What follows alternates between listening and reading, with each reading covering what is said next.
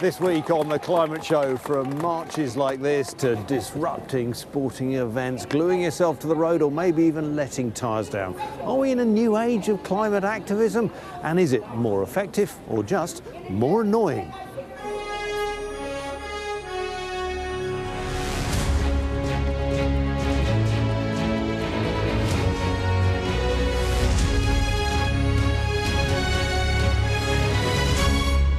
Hello and welcome to The Climate Show with me, Tom Heap. Today you find me on the streets of central London, all amongst the climate activists. Big series of demonstrations happening over this weekend. And it comes at a time when climate and protest is never far from the news, not least at the snooker in Sheffield. And we're going to be looking at this subject as climate activism is becoming more diverse. Some groups are getting more extreme and disruptive, others are getting perhaps a tiny bit gentler with an effort to be more inclusive. Also on the show,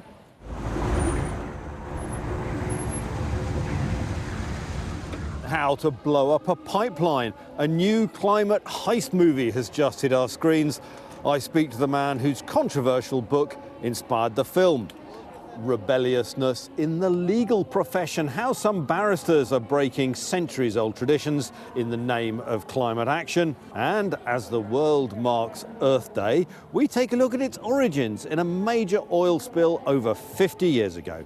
And we check in with Sasha Dench as her expedition tracking ospreys from West Africa to Scotland continues. But first, the tactics of climate activism. What works? Angry? Arty? Targeted? Well, begin with how you even organise a demo like this. This cooperative furniture workshop in East London has been transformed into a hive of protest preparation.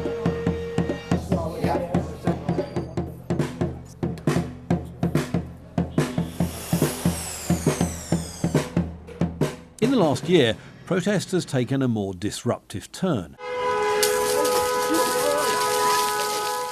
Recently, attacks on seemingly unrelated pastimes have been strikingly provocative. Security.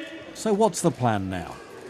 There's no disruption plan whatsoever. Why no disruption? I mean, it's something you've chosen to do in the past. Why not now? Because this is a coalition, a gathering of 200 different organisations, and some people, that's not their way, that's not what they want to bring to a social movement. With the activist group Just Stop Oil refusing to rule out disrupting Sunday's London Marathon, there are clearly tactical differences between the two protest groups. We have talked to the people at the London Marathon. We've said there's no disruption in the London Marathon. We've got stewards everywhere who will liaise with the London Marathon, and we'll just make sure that we can have a peaceful coexistence. So you'd condemn anyone who chose to disrupt it? Well, they wouldn't be with us because the agreement amongst 200 different organisations is that we're not disrupting, so they wouldn't be with us. XR themselves have warned that if the government doesn't bow to their demands by 5 p.m. on Monday, their tactics will switch to civil disobedience. We will be planning to escalate and to carry on doing various forms of disruption, civil disobedience and so on. This movement's not going away. We have to keep having our voice and we have to keep pushing for change. So you're being nicey for 3 or 4 days, but after that saying the gloves are off? Yeah, if you like, yeah. Campaigners and their creative partners have come from across the country and further afield with a common purpose. What are you up to and why are you here? I'm Anna, I'm from Zurich, from Switzerland, and I'm helping here to cutting out owls. I'm here because it's really important to be here this 4 days. It's going to be really amazing and powerful. And I came from France. We're from Highlands and Islands up in the north of Scotland, and we're painting our flags. Normally we try and have the blue with the white logo, so it almost looks like the Scottish flag as well. So. Some of the organisations prepping in London are hoping for results around the world.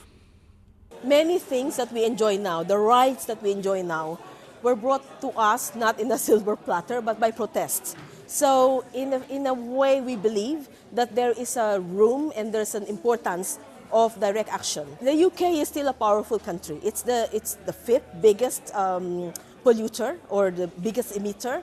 It's a historic emitter, and it's still powerful in many multilateral bodies. We believe that if we push the laws here, the policies, towards progressive policies, it can have a great impact to the world.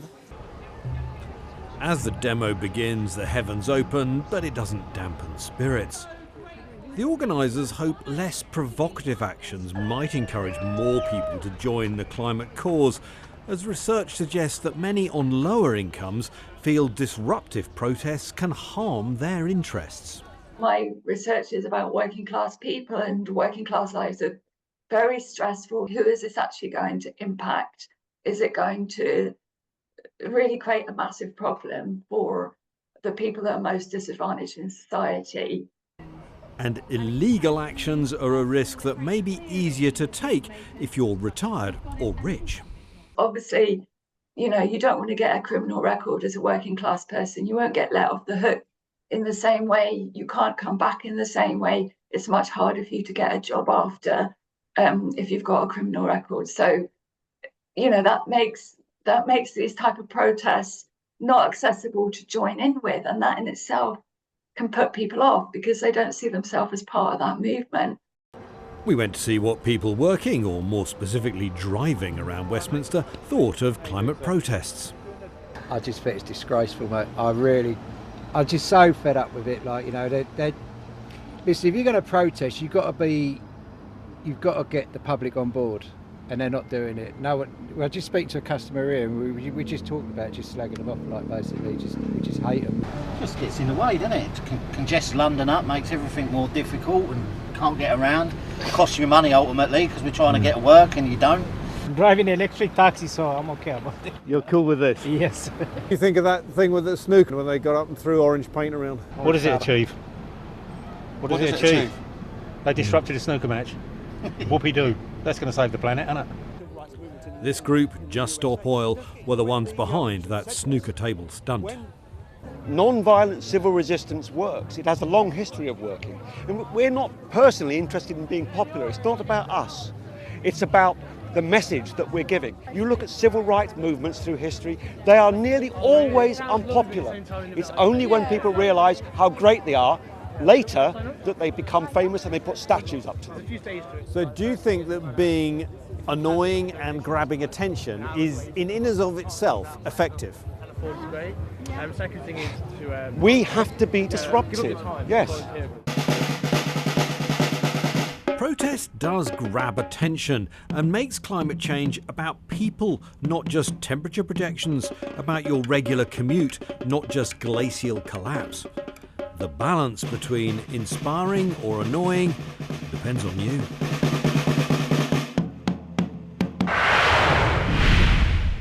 Now, in very timely fashion, a film has just hit British screens called How to Blow Up a Pipeline. It's described as a heist thriller and is based on a book by the same name. And the author of that book, Andreas Malm, joins me now from Athens. Andreas, why do you think it's okay to justify violence against property? This property that we are talking about here is fossil fuel property. That's a kind of property that is destroying lives around the world. So given the inaction of governments, it seems to me justified to ask the question if the time hasn't come for ordinary people to try to disrupt this machinery of killing.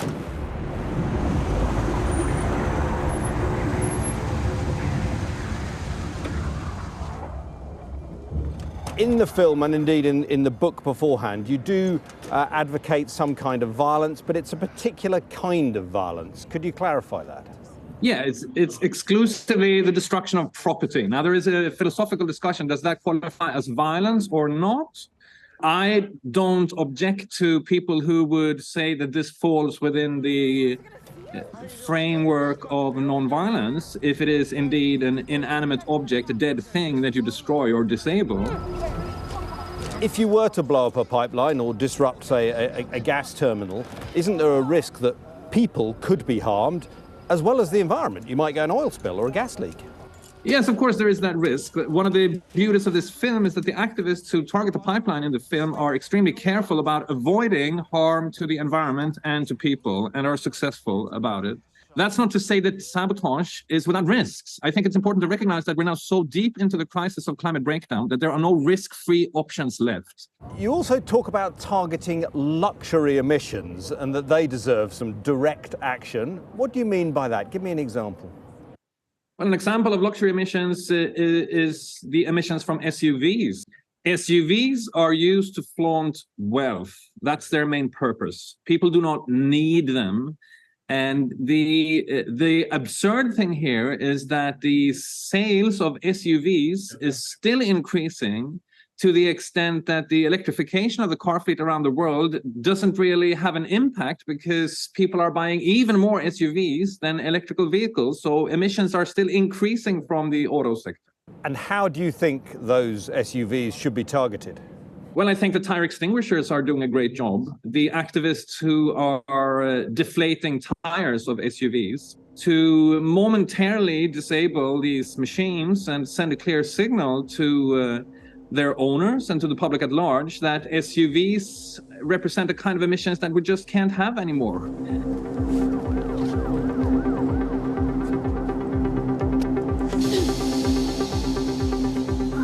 That will obviously trigger anger. You talk about articulating anger and that maybe that needs to be kind of more utilised by the climate movement. But I mean, people are angry about lots of things. They're angry about low traffic neighbourhoods. They might be angry about a migrant hostel in their neighbourhood. Anger doesn't in itself make things right. No, of course.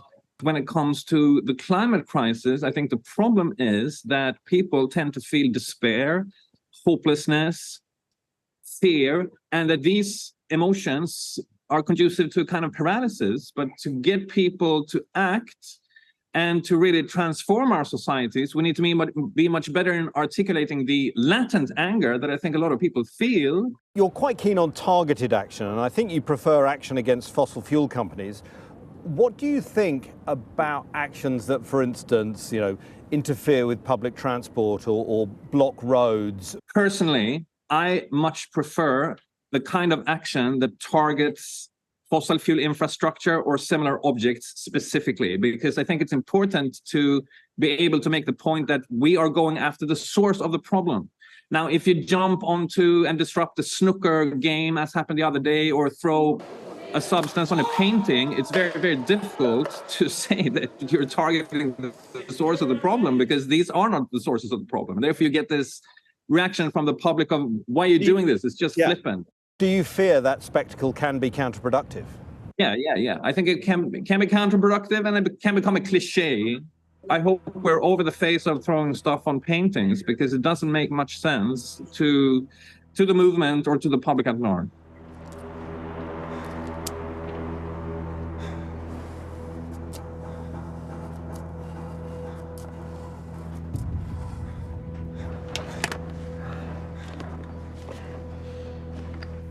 One down.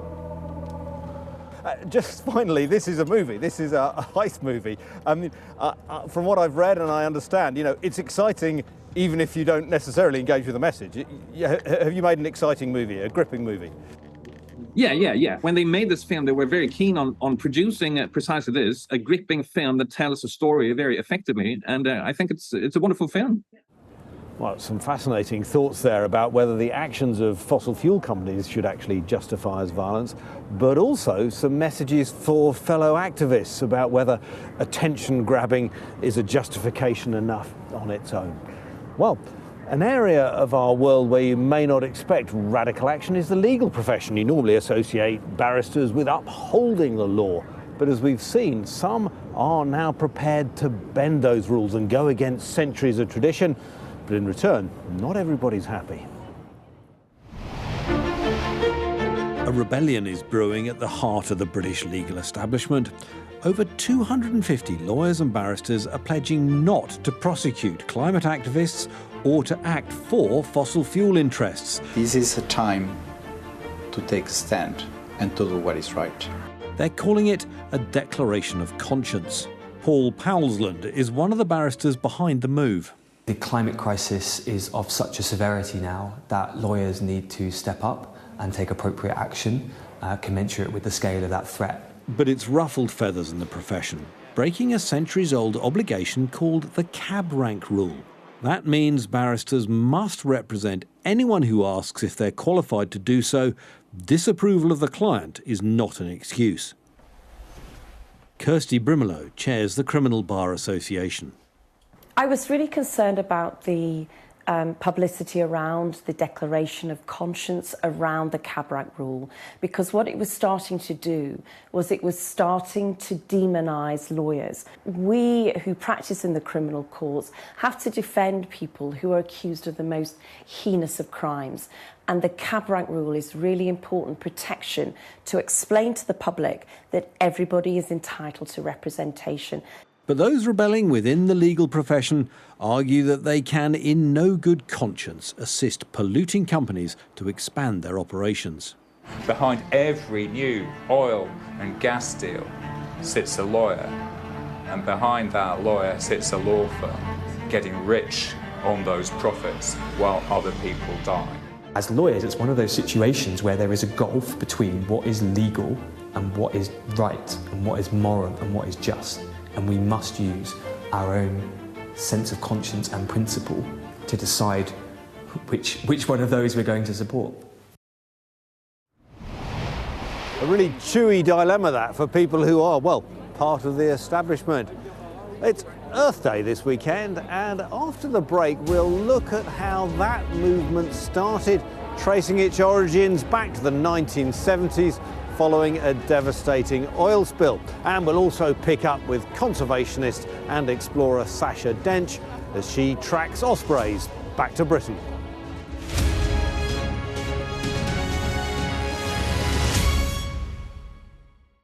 Welcome back to The Climate Show. This weekend, climate demonstrations are taking place in London as the world marks Earth Day. But what is Earth Day and how did it begin? Let's take a look back to 1970.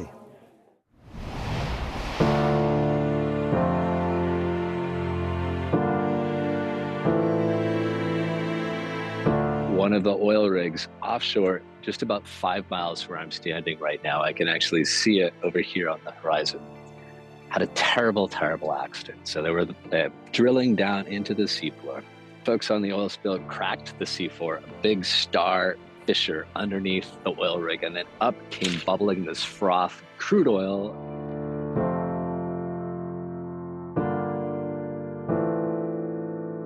To see the blackened beaches, the sea creatures, marine mammals and birds covered in oil, dying, and to see the people responding as best they could to clean up the mess.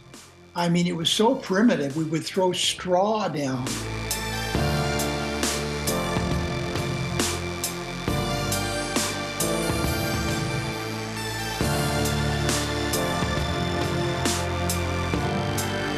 It began a lot of momentum, galvanizing energy and political attention to create some of the most transformative environmental policies that have helped our planet.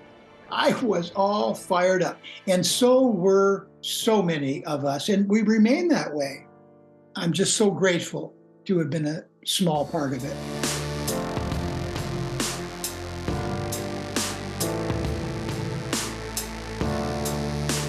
Communities began to prepare to have their own Earth Day.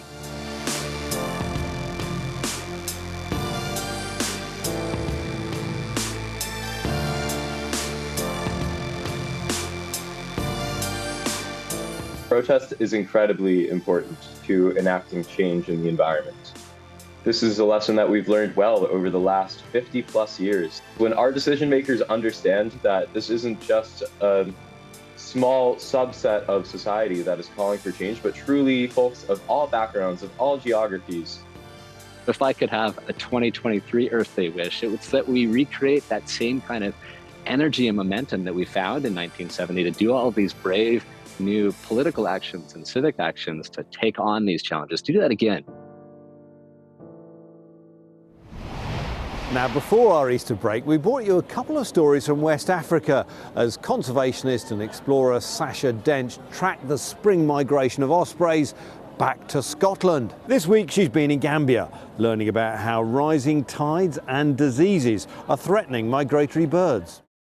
So after many days of driving through the mountains of Guinea on some pretty rough dirt roads, we managed to make it to Gambia, where we'd been asked by local partners to look into some islands just offshore, just how much of those islands was left at high tides given rising sea levels and also some sand mining in the region. Now these are the Bijol Islands. They were once covered with baobab and other trees. They were about a couple of kilometers long and were a breeding ground for a few different birds. They're also incredibly important because there's an upwelling there, lots of fish, so there's many ospreys that go and fish out there as well as other birds. And much to our dismay and the dismay of partners, at a really high tide there is no more left than a few square meters of sand on a couple of the islands, maybe 20 meters long maximum. So there's absolutely no successful breeding happening there anymore. We also stumbled across something pretty shocking right at our feet. We came out onto the main beach and found tens of birds sick and dying, shaking, twitching, unable to fly, some of them unable to walk, typical signs of bird flu.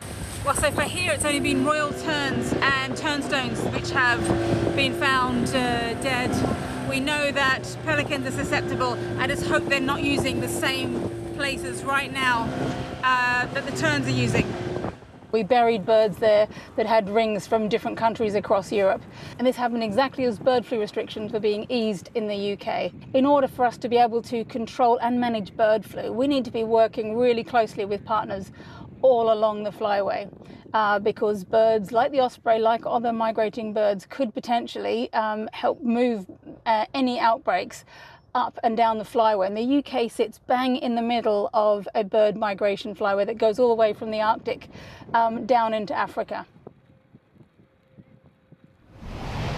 Now, in slightly lighter news, a few weeks ago we told you about a pair of ospreys who'd just returned to Perthshire, in particular the Loch of Lowes, to breed. And as you can see, the female has now laid 3 eggs, with the chicks due to hatch by mid-May. Now, just a reminder that you can keep up with all the latest climate news, not least on protests like this, on the Sky News website or app. And keep up to date with all the latest developments in climate and environment with the Daily Climate Show, 3:30 p.m. on weekdays. And we'll be back next weekend. See you then.